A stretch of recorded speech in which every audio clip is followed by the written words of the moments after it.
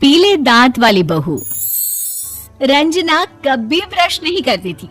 उसे कितनी बार उसके माँ बाप ने डांटा, लेकिन उसका कोई असर उस पर होता ही नहीं था, जिस कारण से उसके दांत पीले पीले हो जाते हैं। शादी के बाद। अरे बहू, वैसे तो तुझ में कोई कमी नहीं है, पर तेरे दांत इतने पीले कैसे हैं बेटा? कैसे मतलब? कोई सर्जरी थोड़ी ना कराइए। वो तो क्या नाम, मैं ब्रश नहीं करती थी तो पीले हो गए। अब क्या करूं? आप कहें तो लाल करवा लूं या फिर काले?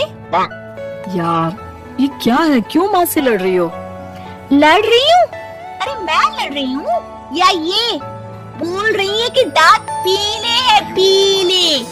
अरे तपस्या थोड़ी ना की है इन्हें पीले करने के लिए। बकायदा ब्रश नहीं किया है 20 साल तक, तब जाकर। छी, कैसी बात कर रही हो? ये उस वक्त तो पीले नहीं थे जब हम लोग तुम्हें देखने आए थे। अरे तब साफ करवा लिया होगा डेंटिस्ट के पास जाकर। अब देखो कैसे पीले पीले लग रहे हैं। रंजना सास की तरफ गुस्से से देखती है। फिर शुरू हो गई पीले पीले पीले। अरे पीले तो तब भी थे जब मेरे हाथ का रसगुल्ला उड़ा उड़ा कर खा रही थी और बोल रही थी, लड़की नहीं गुणों का खजाना दे रहे भाई साहब आप। खैर, अब वो लोग करते भी तो क्या करते, पीले दांत वाली बहू पल्ले पड़ी थी तो झेलना तो था ही। एक दिन कीर्तन में रंजना गाना गा रही थी। अरे कमला बहन, माँ का द्वार है, यहाँ तो सब शुद्ध होकर आते हैं, फिर अपनी बहू को ब्रश भी नहीं करवाती तुम। दूर से पीले पीले दांत भक्ति में बाधा उत्पन्न कर रहे हैं। अरे कोई 2 साल के बच्चे थोड़ी ना लेकर आई हूँ मैं बहू बनाकर। अच्छी खासी लड़की है, अरे कैसे करवाऊं ब्रश? ये तो उसे खुद करना चाहिए ना। अब माँ बाप तो इसके जैसे तैसे निपटा दिए, ये नहीं सोचा कि सास कैसे संभालेगी। सास बहू को लेकर घर आ जाती है, लेकिन सोच लेती है कि अब इसे लेकर कहीं नहीं जाएगी। अगले रोज बहू कहती है, अरे क्या हो गया, मंदिर नहीं जाना क्या? कीर्तन का वक्त हो रहा है। मेरी मधुर वाणी से कान्हा जी जागते हैं और सोते हैं। आप तो जानती है ना उनकी भक्ति में कितना मन लगता है मेरा। वो क्या है ना, तबीयत ठीक नहीं लग रही है मेरी, आराम करूंगी मैं। तबीयत ठीक नहीं लग रही? अभी तो मिथुन के गाने पर नाच रही थी आप, और आप बोल रही है कि तबीयत ठीक नहीं लग रही। अरे भक्ति में मन लगा लो सासू माँ, ऊपर जाना है, क्या मुंह दिखाओगी आप? हाँ? सास को बहू की बात पर गुस्सा आ जाता है। मैं क्या मुंह दिखाऊंगी, इसकी चिंता तो ना कर, समझी?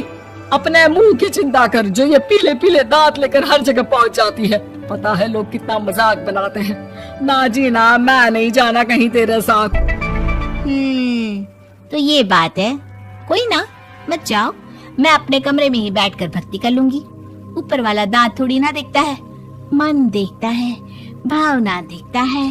और अरे बस बस, तू सब कुछ दिखा, बस ये सफेद चमकदार दांत ना दिखाना किसी को, है? जा यहाँ से। बहू को सास की बात का कोई फर्क नहीं पड़ता, वो तो जैसी थी वैसी ही रह जाती है। सुबह नहाकर किचन में खाना बनाना, फिर खाना खाना, कीर्तन भजन करना और सो जाना। एक दिन, माँ जी मैं सहेली के घर जा रही हूँ, शाम को लेट आऊंगी। हाँ, तो जाना, मैंने कौन सा तेरी आरती करनी है घर पर बैठकर। रंजना सहेली के घर जाती है, जहाँ वो पार्टी में जाने की तैयारी कर रही होती है।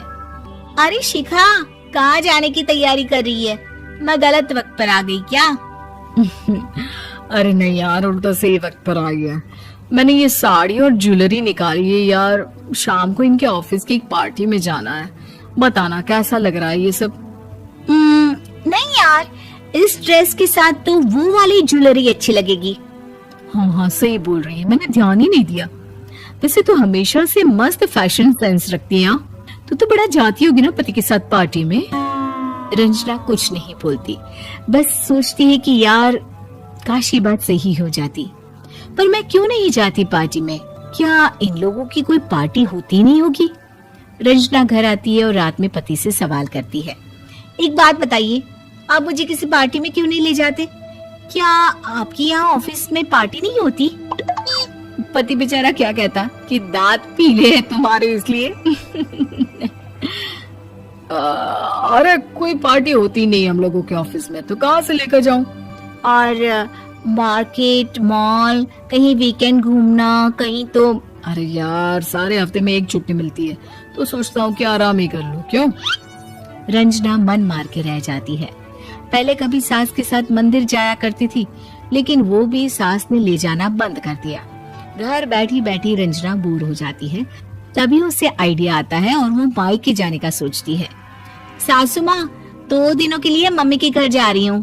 अच्छा अच्छा ठीक है, आराम से जा। और हाँ, माँ से कुछ अच्छी आदत सीख कर आना कि कैसे शरीर के हर भाग की तरह दांतों की सफाई भी जरूरी होती है, समझी? शुरू हो गई ना आप। वो लोग आपकी तरह नहीं है कि छोटी छोटी बात का बतंगड़ बना दे। उन लोगों के लिए मैं मायने रखती हूँ, ना कि मेरे पीले पीले दांत। रंजना माँ को बिना बताए उन लोगों को सरप्राइज देती है, लेकिन जैसे ही वो दरवाजे पर पहुंचती है, अंदर देखती है कि घर वाले कहीं जा रहे होते हैं। अब माँ, काश रंजना दीदी के दांतों वाली प्रॉब्लम नहीं होती, तो वो भी हम लोगों के साथ चलती ना बुआ जी की बेटी की शादी में। हाँ बेटा, लेकिन अब उसे कौन समझाए कि उसको उसके पीले दांत नहीं दिखते, लेकिन उसके आसपास के लोगों को कितना एम्बैरेसिंग फील कराते हैं। मुझे तो कितनी बार उसके स्कूल की टीचर ने शिकायत की कि उसके साथ कोई लड़की बैठना भी नहीं चाहती, और ना ही कॉलेज में कोई उससे बात करना चाहता था। लेकिन पता नहीं क्यों उसे ये बात समझ में ही नहीं आती। कोई कमी नहीं है उस लड़की में, बस यही कि दांत पीले हैं।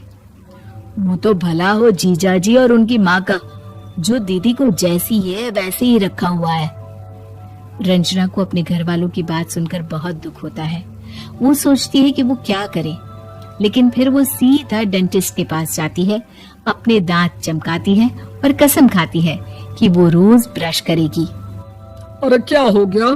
तुम तो 2 दिनों के लिए गई थी ना। पर कोई ना, अच्छा है, चलो आ गई तो। रंजना सास के सामने आकर खड़ी हो जाती है और पूरी स्माइल करती है, उसके चमकदार दांतों को दिखाती हुई। हैं? चले मंदिर। माँ, मुझे माफ कर दीजिए, मैंने आप लोगों को बहुत एम्बैरेसिंग फील करवाया। मैं आज से रोज ब्रश करूंगी।